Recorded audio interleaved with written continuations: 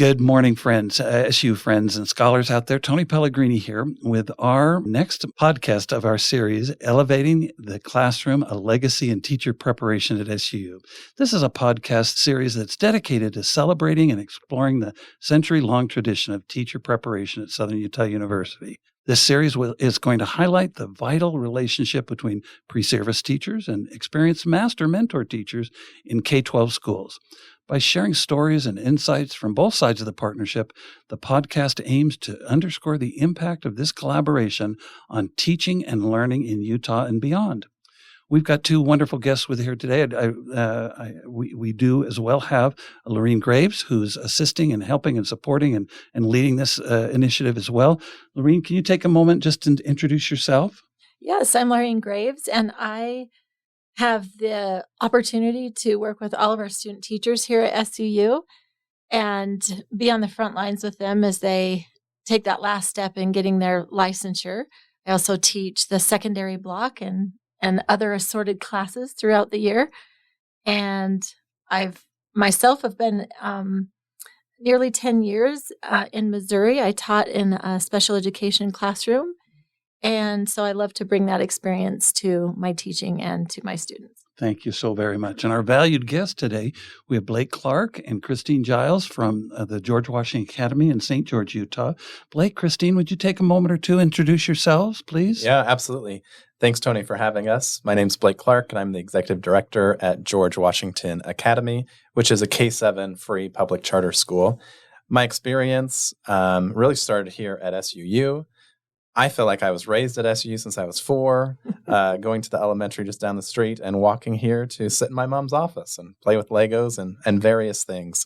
I received my bachelor's of elementary education here as well as my master's in educational leadership, and I'm so happy to be here. And I am Christine Giles. I'm the assistant director at GWA and really have such a special place in my heart for SUU as a graduate student here. I graduated just a couple of years ago in the master's program after years of experience in the classroom as a kindergarten teacher. I am fond of this university for many reasons, but most especially for the leadership and other important learning that came from my experience here. Exciting. Thank you so very much for sharing with us. And we're just going to jump into the questions today. Lorene, would you be willing to start with the first question today for her? You bet. We want to start out talking about innovative teaching practices. And I know all of us here at SUU, as we are teaching and training our students, we try to stay on top of the most current and relevant teaching practices. So can you share some specific examples of some innovative teaching practices implemented by SUU graduates that have positively impacted their schools and the wider community? Yeah, I feel like teaching goes beyond what it used to of a teacher standing in front of students and almost like this lecture-based sit and get. And we're seeing students come out of SUU that they're creating more of a collaborative classroom where student voice is just as important as teacher voice. They're coming with the knowledge of the science of reading that Utah, we had to go through extensive training for our K-3 teachers, and SUU is already bringing that knowledge base to us through the students, which has been amazing. But also the willingness to collaborate not only with their students, but with each other. And I feel like when we're thinking of teaching, we only talk about the classroom management or the instructional techniques, but we forget really the foundation of making education successful is the collaboration piece. They're able to reflect, they're able to look at student data, they're able to break apart standards that they feel like are the biggest need to knows while being able to create assessments. This is something that SUU completely has an upper hand on compared to other universities, where they're almost just taught, we want you to follow the curriculum with fidelity. SUU does not provide that. It's really looking at standards and breaking them apart. I would agree with that. As a former reading specialist, I know Blake has also been a reading specialist.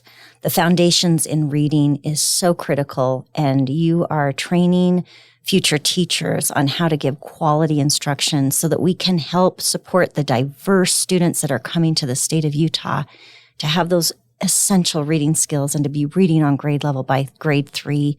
That associated with the assessment focus. It's so important for educators to know how to give and measure and evaluate assessments. And with the focus that this university places on that, we are creating stronger teachers. I love that. That's so good to hear. And we really push that student-centered classroom where students feel empowered in the classroom. And we also push that, an inclusive classroom that's safe and full of respect and connection. And then the teachers are collaborating with each other and then taking that assessment data and analyzing it and really trying to tweak their teaching to meet every learner. So thank you for those ideas. I appreciate that. That is wonderful. I wanted to follow up with, as leaders, you're leaders in your charter school, and you follow the direction of your board. What are some of the things, the strengths and qualities that you've seen over the last few years in your SUU teachers that you've hired, and maybe even some that you've seen in your block settings and situations where we brought them onto your campus? The SUU teachers that you've seen, what are some of the common themes or standout stories from their testimonies that you have? Tony, what I have noted as we've worked with SUU students at GWA is they are coming to us very comfortable and confident working alongside master teachers. They are taught the value of self-reflection and observation, and they know how to take good notes from an observation and then work hard to implement those strategies in their own practice. Where they're coming from a university, too, that's constantly promoting continual learning and continuing education. We see that mindset with the teachers that enter the profession, where I feel like new teachers are sort of apprehensive to share their ideas, especially in a collaborative meeting or in a faculty training, when they're sitting next to someone that has many more years of experience.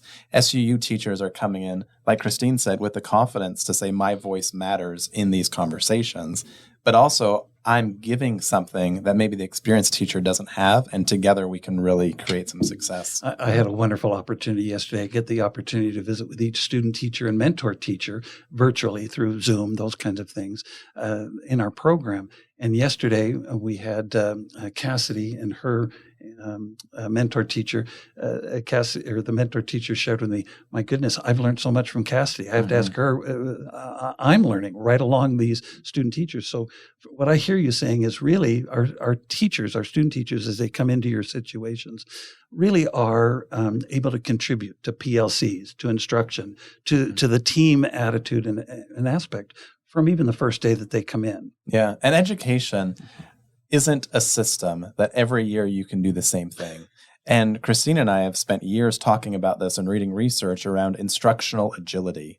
And I feel like that is one of the strengths of SUU, that when they see a concern in the classroom with student learning, or they see a road bump of I'm going to need to reteach this a different way, incorporating different strategies, they embrace those changes with confidence.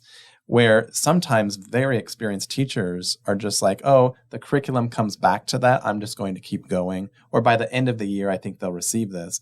SUU teachers really pause in the moment. They create this instructional agility to really intervene or extend the learning in the moment. That's exciting. And I love the metaphor of being agile. It's almost like they're football players or basketball players. They know how to respond immediately to that assessment that formative assessment that they're reviewing as they teach from day to day. Mm-hmm. I love that. I love that term, instructional agility.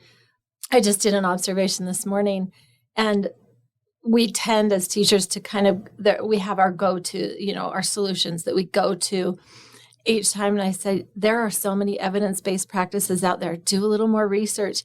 And even now with AI, it's amazing. If you have to know, right, your students and what's best for them, but if we give detailed data and ask for evidence-based practice, some UDL, some PBS, whatever, and it will give specific ways. And she was very open to trying some different things. And that's what most of our student teachers are. The feedback I get a lot is, I want them to tell me more. They're saying I'm doing a great job, but I want to do more. I want to know more.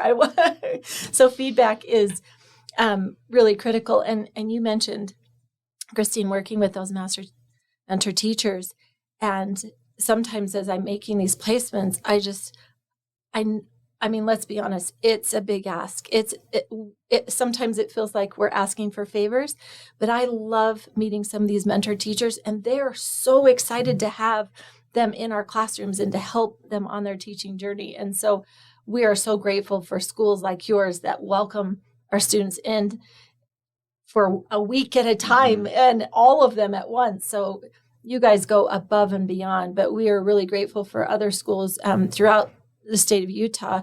I know I take secondary students. We just went to Clearfield High School up in Davis County, and they made this incredible experience. I'm taking them this spring to Monument Valley, and we're just so grateful for schools that open up their schools to, all of our students to learn alongside these master mentor teachers. Yeah, I love that. I love that you said that. I think of these SUU teachers coming into our school. They are enhancing our PLC, right? They are coming into our school, and we are benefiting truly just as much as they are. We love to hear that. As they join our collaborative meetings, I remember specifically this last time that you had your students at our school, we had a second grade teacher come up to me and say, my goodness, I just learned such a great behavior technique from my SUU student that I've implemented, and it's going to work, and it's exactly what this student needed. That's awesome. So there is something to be said about inviting a young, new educator into your classroom. As a teacher myself, I found myself inspired and wanting to be the very best I could be as I showcased practices, as I collaborated, as I planned. I think it's definitely a two-way. Oh, thank you for that. That does my heart good. We truly want it to be a win-win for both. So as we move on to kind of some community contributions, in what ways have SUU-trained teachers uniquely contributed to their communities? And how does their training influence their approach to community engagement? Yeah, I think the community aspect of a school is vital that you understand the impact a school has, because teachers are really community leaders, and the parents see them as such, the students see them as such. And you see that when a student finds their teacher in the grocery store, and they're either avoiding them at all costs because they're nervous, and it's like this awkward feeling, I thought you lived at the school. But then also it's like, oh my gosh, this is amazing, the influence that a teacher can have on a whole entire family.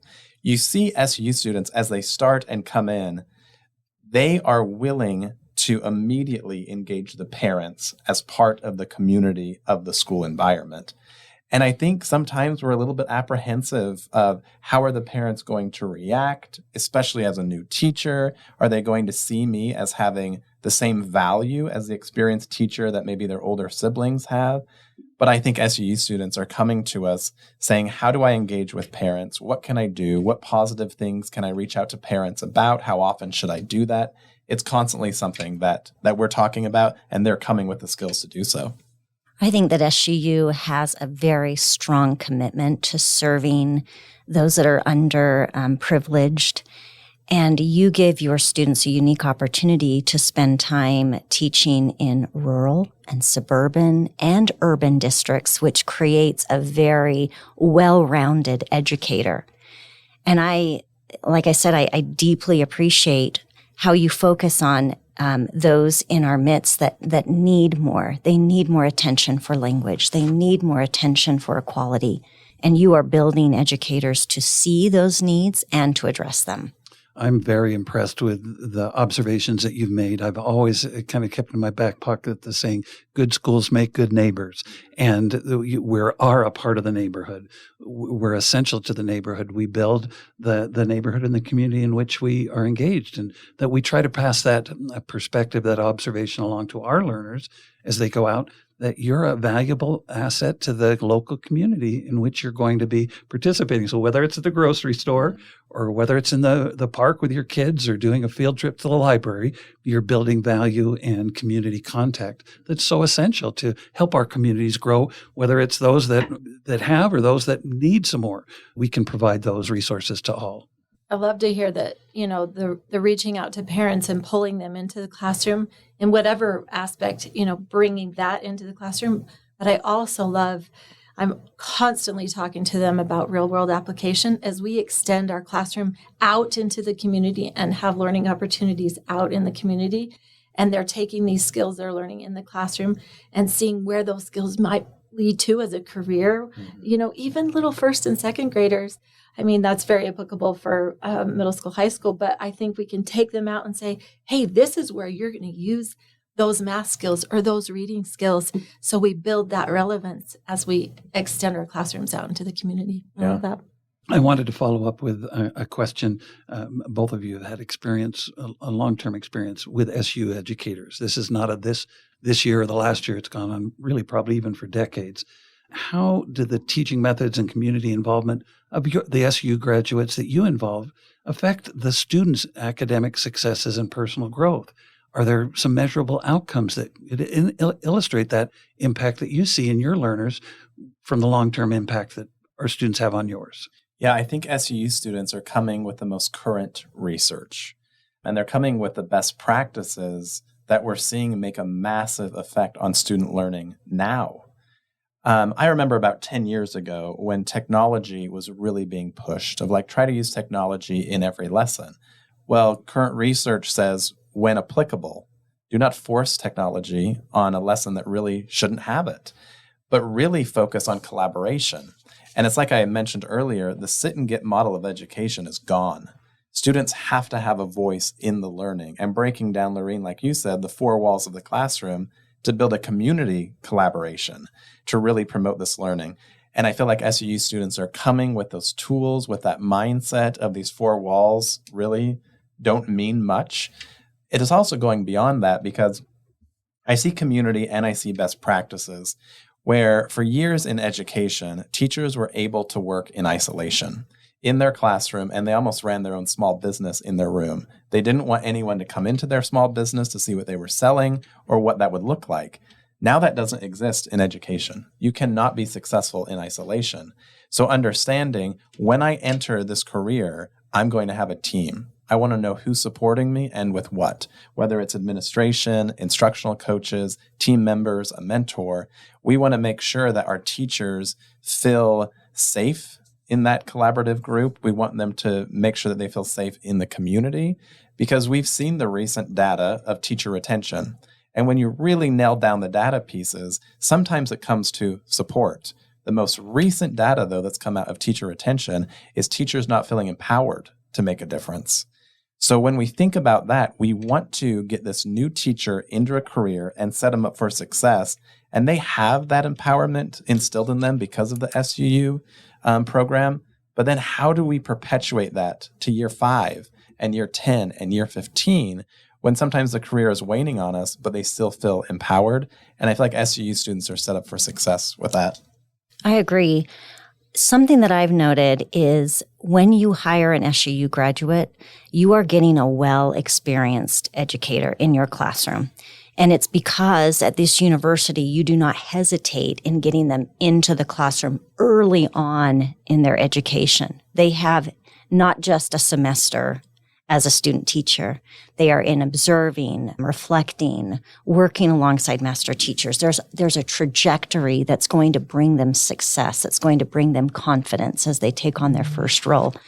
So I would say because of the way that the program is set up, it benefits student learning and measurable outcomes in the end. And the second thing that I've noticed, your block advisors, they are highly collaborative. And they spend a lot of time when they come to our school to observe your students at SUU. They want to collaborate with Blake and I. They want to know what trends are hitting, and they want to make sure that they're providing the right kind of up-to-the-minute education to their students. For example, Blake and I have been working with your block advisors on assessments and just understanding their important role. And then with your side of research and our side of practical on the boots, so to say, I think we make a great team for these students. I love that focus on team. I think that's absolutely essential and part of the conversation that we've had as well, too, through these. Yes. We've kind of touched on this, but have you seen any specific ways the SUU graduates have successfully partnered with local organizations or businesses to enhance those educational initiatives and community programs? Yeah, I'm thinking of my experience when I graduated from my undergrad with the block advisors at that time. They said, Blake, I think that you should come work at Cedar Mountain Science Camp. And there was many SUU graduates, all SUU graduates, really leading that massive organization that provides hands-on learning, these collaborative experience for hundreds of students throughout the summer. But it goes even beyond that, because I feel like when you define community, you don't define it from August until May. You're constantly thinking, how do we build this community? How do we do home visits as a Title I school? How do we bridge that gap with parents to say, we're here for you year round, even though our doors may be open from here to here, we still want you to reach out, and we're still part of this community with you. I think that SU students are, just with the confidence they have, they're not afraid to reach out to communities to say, will you sponsor our STEM night? We have a new robotics team. Would your business be interested in sponsoring the shirts for that? And I think reaching out to these businesses has really helped create this collaboration between school and business, truly building that community aspect of our school. Excellent. Love that. We want to wrap up with your words of wisdom, your words of advice for our educators. We're going to pass this podcast out to previous students, and we'd like to know what advice you would give our current and prospective SU students about maximizing their influence within their communities once they do graduate. What practices should they adopt to become an effective community-oriented educator? Yeah, I get a chance to speak and associate with Solution Tree, which is the largest educational publisher and professional development provider in North America. And in their research, they came up with the 3 big ideas. And when we talk about professional learning communities, teachers tend to focus on the 4 questions. What do we want our students to know? How are we going to know? What are we going to do if they don't respond, etc.? But really under that is the foundation of these 3 big ideas where they have to focus on learning. Gone are the days that teachers can just focus on teaching. We really have to make sure that students have learned something from this. But then building this collaborative culture, like I said, with businesses, after school programs, their grade level team, where at our school, we do everything in our power to eliminate the organizational chart and the hierarchy that a principal is superior to the custodian. Because everyone at our school, the 136 employees, has a knowledge source that's going to help these students. And the last of the 3 big ideas is being results oriented. If what you're doing isn't getting the results that you want for students, for families, for communication, then really you're going to need to be either instructionally agile, classroom management is going to have to shift, but also our way of communication. So I'd say for all future teachers and current teachers, if your focus is on those 3 big ideas, you really can't go wrong with what you're doing in the classroom. Yeah, I would say that something that we need to do as educational leaders is to continually remove barriers for new students, for new teachers in the industry. We need to make sure that they are getting the kind of support we need. In particular, if you look at our landscape right now with mental health being a focus, how can we as educational leaders provide mental health support to our new teachers and old teachers alike? And how can we look at the whole being as not only being a teacher, but truly a leader in the community? Because that's what we're talking about right here. We're talking about creating and cultivating a strong teacher, but also the impact on the community is invaluable. I loved this in the SUU graduate program. I felt that I was 50% learning how to be a good administrator and 50% learning how to build my stakeholders, to unite my community, to outreach, to make the world a better place. And I think that focus is essential if we're going to continue to grow this industry and keep and retain this excellent talent that you have created. We have to, I used this metaphor earlier today, but it's just like when we get on the airplane and they say, you please put the mask on yourself. Do not put the mask on your children first. That may be your first initial, but you've got to take care of yourself in order to take care of your children and the community and the stakeholders. They're so essential to the organization that we have. Yeah, Christina and I talk about this often, is you go to these conferences and they give out swag bags that teachers turn into like their grading, their curriculum bags that they're going to take home.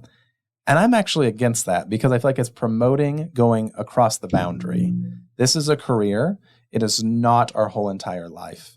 At school, I'm Mr. Clark, and very few people know me as Blake outside the school. And that's intentional, that when I leave the building, my emails are off. I'm not even thinking about school. And I think teachers, right from the get-go, have to create that boundary of I'm going to give 100% to my career, but when I'm done with my career for that day and hop in my car, now I'm a human that has needs that need to be taken care of so that we can ensure that our kids are taken care of the next day. I would say one more thing. Blake and I talk about this a lot as well. For some reason in education over many years, I've been in a big urban district as a teacher. It was always so predominantly measured by how many years you've been in education. That seemed to be the way we would introduce ourselves. First, let me tell you how many years I've been in the classroom. I think we need to stop that dialogue because truly those who are most recent graduates have so much to offer, so much to refine our practices. Every voice matters. So if you are graduating this year, or if you've been in the schools for 10, your ideas matter. We need you. We need young, ambitious, technology-savvy educators, and the young generation is bringing that to us. Thank you. Thank you so much. What you said is so valuable. I love, that focus on learning that you said, and that removing barriers, and we're moving from those classrooms of maybe passive observers to very active learners. And I think as we focus on the whole child, the mental health part, we're teaching respect, we're focusing on the whole child, not just the content. We are expanding the potential of every student. And it's exciting to see what we can do in education. And with great people like you in schools, we're going to go far. So we thank you so much for everything you've shared today and for what you're doing on the daily. And that work-life balance is so important because we want to be able to stay in this profession. We want our students to be able to, as they graduate, stay teachers for many, many, many years and find a lot of joy in doing so. And that comes by having that healthy work-life balance. So, well, in conclusion, here at our podcast at Elevating the K-12 Classroom, a legacy of teacher preparation at SUU, we not only honor the long-standing tradition of excellence at Southern Utah University, but also want to shed light on the powerful connections that shape the future of education. Through engaging content and compelling stories, the podcast will provide valuable insights into the transformative journey of pre-service teachers and their mentors and principals and like you, and celebrating the shared commitment to fostering educational excellence. So thank you so much for being here. Thank you. We appreciate you. Thank you. Thank you.